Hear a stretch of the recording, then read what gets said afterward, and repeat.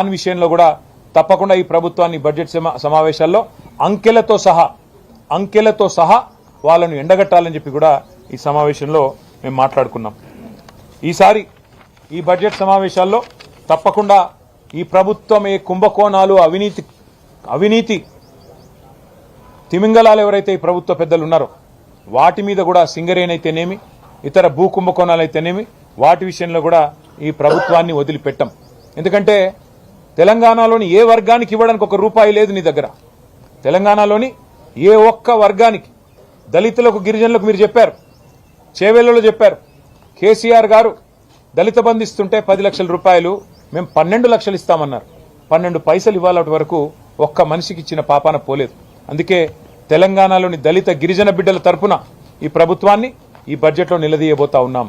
తెలంగాణలోని బీసీలకు చెప్పారు 1,00,000 కోట్ల బడ్జెట్ అన్నారు, సంవత్సరానికి 20,000 కోట్ల బడ్జెట్ అన్నారు, మొత్తం 5 ఏళ్లలో 1,00,000 కోట్లు అన్నారు. మరి 42% రిజర్వేషన్లు ప్రభుత్వ కాంట్రాక్టులలో, అదేవిధంగా స్థానిక సంస్థల ఎన్నికల్లో, అట్లాగే విద్యలో ఉపాధిలో ఇస్తామన్నారు. ఏ ఒక్కటి ఇవ్వకపోగా ఉన్న రిజర్వేషన్ల శాతాన్ని కూడా ఈ ప్రభుత్వం తగ్గించింది. అందుకే అన్ని సమస్యలు కూడా ఇవాళ కూలంకషంగా మాట్లాడుకున్నాం. డీటెయిల్డ్గా అన్ని విషయాలు కూడా మరి ఏ రకంగా మా వ్యూహం ఉండాలని కూడా ఆలోచించుకున్నాం. పార్టీ పెద్దలు, మా అధ్యక్షులు కేసీఆర్ గారి ఆదేశాల మేరకు ఈ సమావేశం జరిగింది. తప్పకుండా మళ్ళీ సమావేశం కావాలి, రిపీటెడ్గా మాట్లాడుకోవాలి, కౌన్సిల్కి అసెంబ్లీకి మంచి సమన్వయం చేసుకోవాలి. దాంతోపాటు ఇంకా కొన్ని కార్యక్రమాలు కూడా అనుకున్నాం. అవన్నిటి విషయంలో కూడా భవిష్యత్తులో మళ్ళీ పత్రికా సమావేశాల ద్వారా మీకు తెలియజేస్తాం. దయచేసి ప్రభుత్వాన్ని ఎండగట్టే క్రమంలో, ప్రభుత్వాన్ని నిలదీసే క్రమంలో మీడియా ప్రజాస్వామ్యంలో మరి 4వ స్తంభం మీరు.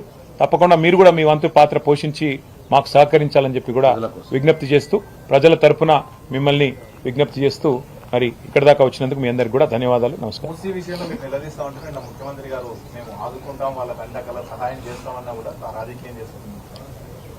మీరు ఒకటి గుర్తుపెట్టుకోండి బ్రదర్, ఇవాళ ప్రజలు ఒకటే ప్రశ్న అడుగుతున్నారు.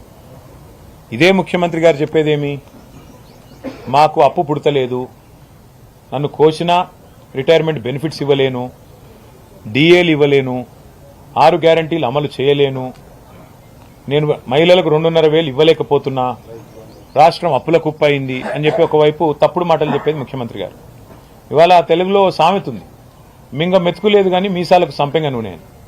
నీకు ఈ రాష్ట్ర ప్రభుత్వంలో మీరు రావడానికి ప్రధానంగా మీకు ఓట్లేసిన వారికి, మీకు 6 గ్యారంటీల పేరుతో మీరు ఇచ్చిన హామీలు 100 రోజుల్లో అమలు చేస్తామన్న వాటికి 1 పైసా కేటాయించే తెలివి లేదు. రైతులకు రైతు బంద్ వేసే ముఖం లేదు. ఇదే ముఖ్యమంత్రి నెల రోజుల కిందటే కదా హామీ ఇచ్చింది. మున్సిపల్ ఎన్నికలు అయిన మర్నాడే 9,000 కోట్లు రైతు బంధుకి వేస్తానని చెప్పారు.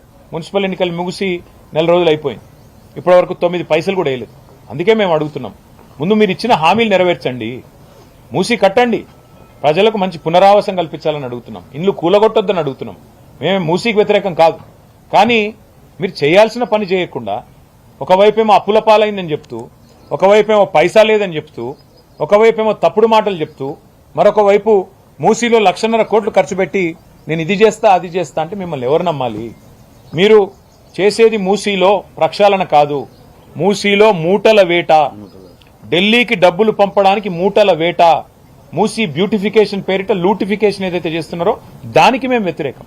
మూసీలో జరిగే దోపిడీకి వ్యతిరేకం, మూసీలో జరిగే లూటీకి వ్యతిరేకం, మూసీలో మూటల వేటకు మేము వ్యతిరేకం తప్ప ప్రజలకిచ్చిన హామీలు నిలబెట్టండి. ముందు 2,500 మహిళలకు ఇవ్వండి, 4,000 పెన్షన్లు ఇవ్వండి, రైతులకు రైతు భరోసా 15,000 ఇవ్వండి, స్కూటీలు ఇవ్వండి, విద్యా భరోసా కార్డులు ఇవ్వండి. ఇచ్చిన తర్వాత మూసీ సుందరీకరిస్తారా, లేకపోతే ఇంకే 10,000 కోట్ల ఫీజు రీయింబర్స్మెంట్ బాకీ ఉన్నారు మీరు, అవన్నీ ఇవ్వండి ముందు. అవి ఇచ్చిన తర్వాత మీ ప్రాధాన్యాలు ఏంటి? సుందరీకరణనా, లేకపోతే మూసీ సుందరీకరణనా, లేకపోతే ప్రజల జీవితాలు బాగు చేయడమా? అందుకే మొన్న కూడా మేము రాజేంద్ర నగర్లో చెప్పింది కూడా ఒకటే, మీరు పేదల ఇల్లు కూలగొట్టకుండా, పేదల కొంప కొల్లేరు చేయకుండా, మేము నాగోల్లో ఒక 5 కిలోమీటర్లు చేసి చూపెట్టిన విధంగా ఎవరికి ఇబ్బంది కాకుండా సుందరీకరణ చేయండి, మాకు అభ్యంతరం లేదని చెప్పాం. దాంతోపాటు 6 గ్యారంటీలు కూడా అమలు చేయాలనేది మా డిమాండ్.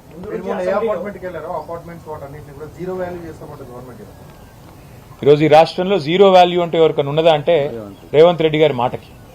ఎందుకంటే ఆయన స్వయంగా చెప్తున్నారు 5,000 ఆటోలు ఉన్నాయి, కానీ చెత్త తీస్తున్నారో లేదో నాకు తెలియదు. నేను రైతు బంద్ వేసినా, రైతు రుణమాఫీ చేసినా అయిందో కాలేదో నాకు తెలియదు. అట్లాగే చెప్తున్నాడు రాత్రి 10 గంటల వరకు, 10 గంటల తర్వాత వ్యాపారాలు చేసుకోకూడదని ఆయనే జీవో ఇచ్చిండు, ఆయనకు తెలియదు. అసలు ఆయన ఏం చేస్తున్నాడో ఆయనకే తెలియదు.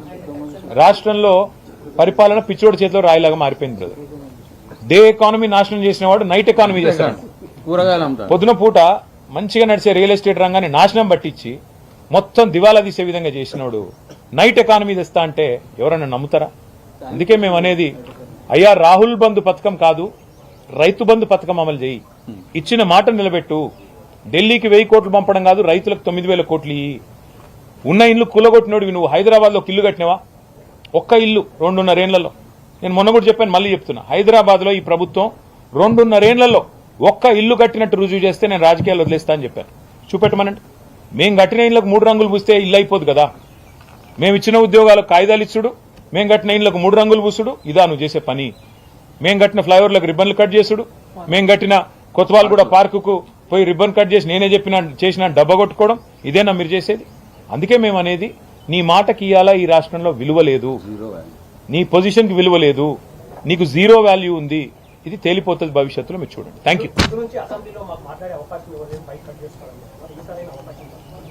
చూద్దాం, వారు ప్రజాస్వామికంగా ఉంటే మేము అంతకంటే ప్రజాస్వామికంగా ప్రజల తరపున ఉంటాం. అందుకే కదా ఇంత డే లాంగ్ సెషన్ పెట్టుకుంది, మేధావులని పెద్దల్ని పిలిచింది, మాట్లాడుకుంది, అన్ని రకాలుగా ప్రిపేర్ అవుతుంది. అందుకే కదా ప్రజాస్వామికంగా ప్రభుత్వం వ్యవహరించాలని కోరుతున్నాము, వ్యవహరిస్తారని ఆశిస్తున్నాము. లేని పక్షంలో మళ్ళీ ఏం చేయాలో పెద్దలు కేసీఆర్ గారితో కూర్చుని నిర్ణయం తీసుకుంటాం. పార్టీ అన్నాక మా నిర్ణయాలు మాకుంటాయి బ్రదర్, మా ఆలోచనలు మాకుంటాయి, తప్పకుండా మా వ్యూహాలు మాకుంటాయి. అందులో భాగంగా మా పార్టీ నిర్ణయం తీసుకుంది, దానికి అనుగుణంగా. Thank you.